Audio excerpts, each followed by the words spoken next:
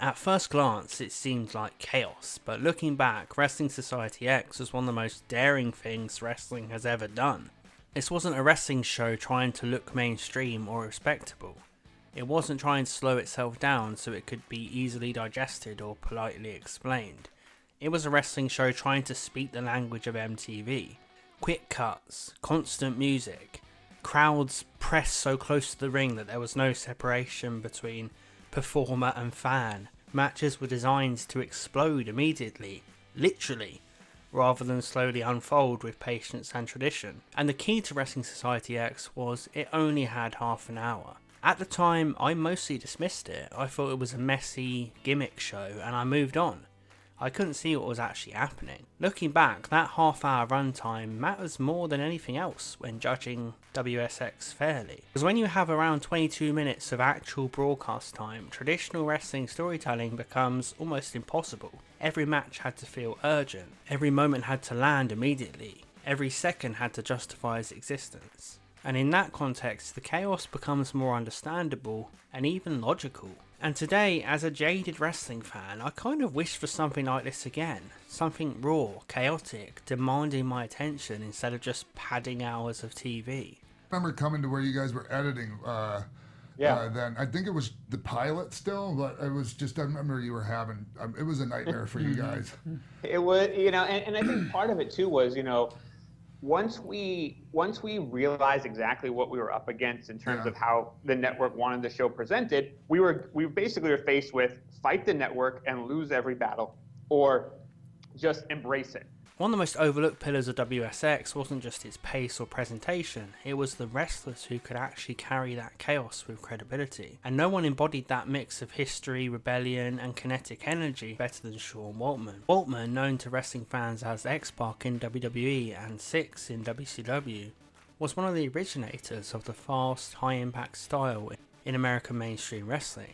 He wasn't just flipping around the ring, he was precise, inventive and genuinely exciting. And he brought a sense of legitimacy to WSX. He wasn't just there to flip around, he brought history, experience, instincts, and his timing suggested that this unpredictable spectacle had roots in real wrestling culture, not just gimmicks. I was just personally just fine with the shorter matches, and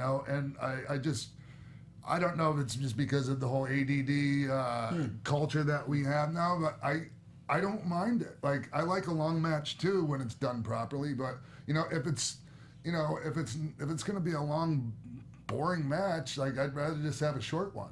And then there was Vampiro, another perfect rebel. Fans still talk about the near mythical tombstone pile driver through a coffin. Whether or not you remember the angle exactly, it captured something essential. WSX wasn't sanitizing itself, it leaned into the visceral. I remember Vamp coming in to the TV, one of the tapings, and going, "Oh, the manager came at 3 o'clock in the morning and called me and said no smoking pot." I'm like, "You're so full of crap, Vamp."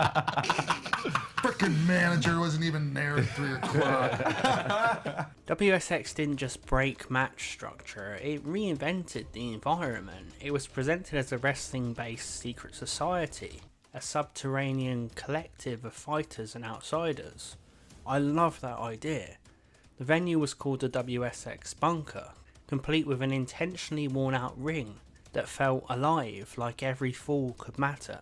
Every match in the bunker was held under Falls Count Anywhere rules, reinforcing unpredictability. Production leaned into surreal effects, with camera shakes, electrical zaps, and exaggerated visuals whenever a wrestler hit electrified weapons. Somebody had said something to the effect of, all of the explosions were CGI.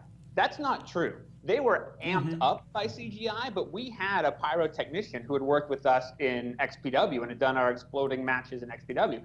And so everything that exploded really exploded with pyrotechnics in that building, in that studio. And then it was just kind of amped up in post. This wasn't just a wrestling show set somewhere. It was a place you entered. It felt like you were visiting each week this wild mental madness. Musical guests played at the start of every broadcast and sometimes joined the commentary team. It wasn't just soundtrack, it was thematic intention. Wrestling culture colliding with youth culture. I look back at this now and I almost ache for it. I long for a promotion that dares to have its own identity. WSX's misperception as just gimmick wrestling ignored the actual talent. Tyler Black, long before he became Seth Rollins, was already showing signs of a future superstar. Let's be honest, he's one of the biggest WWE stars today, and he was in WSX. Human Tornado, Jack Evans, Jimmy Jacobs, they were spectacle, but they could also wrestle and make the madness feel organic. Matt Sydal was also there, giving decent matches. Scorpio Sky and Colt Cabana grounded moments with real ring craft. This wasn't a collection of random performers is what I'm trying to say, these were real wrestlers. Because what an amazing bunch of young talent. Like that, I didn't even realize, like, looking back, I guess because, I mean, I was at a different place in my life at the time too, but like, I forgot that Seth Rollins was there. Yeah. Oh yeah. Yeah. How the hell do you forget that? Well, and there's a lot of people who, as we started talking about the 10th anniversary and showing clips and photos, people are like, wait a minute, that was Seth Rollins? Like, not even Seth Rollins was there, but like people who had watched the show, or, you know, like you, who were there, were like, I totally forgot that he was there. That was before he was even on TV for Ring of Honor. Right. I mean, this was directly out of the indies, no real national or international exposure. WSX also pushed the boundaries. The 4th episode was pulled by MTV because Ricky Banderas threw a fireball at Vampiro, and it was deemed unairable. It later aired in edited form on February 27, 2007. The very next day, MTV cancelled WSX altogether, giving the entire series an aura of something unfinished, dangerous, almost forbidden. The unaired season finale announced the next division title for season 2, showing that WSX had plans to evolve. These moments weren't just footnotes, they were fragments of a world wrestling fans never got to fully explore. Normal Fireball, 2 to 3 sheets of paper. And that's what I gave him. But Banderas lit the whole damn thing. Oh. And so I'm standing off camera when it happens. Like, I think if you watch the thing, I'm the first suit that runs in, and Vamp's face is on fire.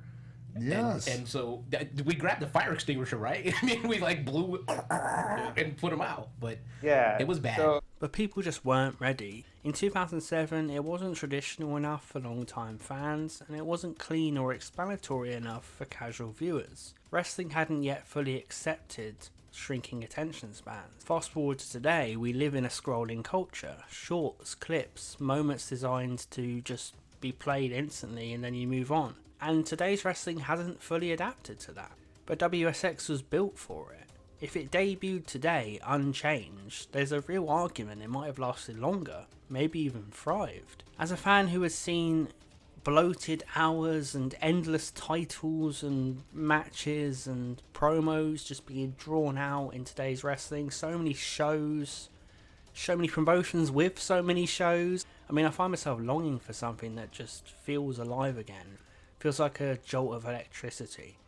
Something like WSX that's just there and then it's gone, and you're waiting for next week instead of having to sit through 9 hours. We could have done something really special and really different. And it could have, I mean, look, part of my pitch to MTV from the get-go was, you have a brand here that you can do more with than you can with any of your other shows. You're not going to take the Hills out on the road for an arena tour. You're not going to sell, you know, tons of merchandise and T-shirts and, you know, DVDs, and you're not going to, you know, build a brand outside of the network.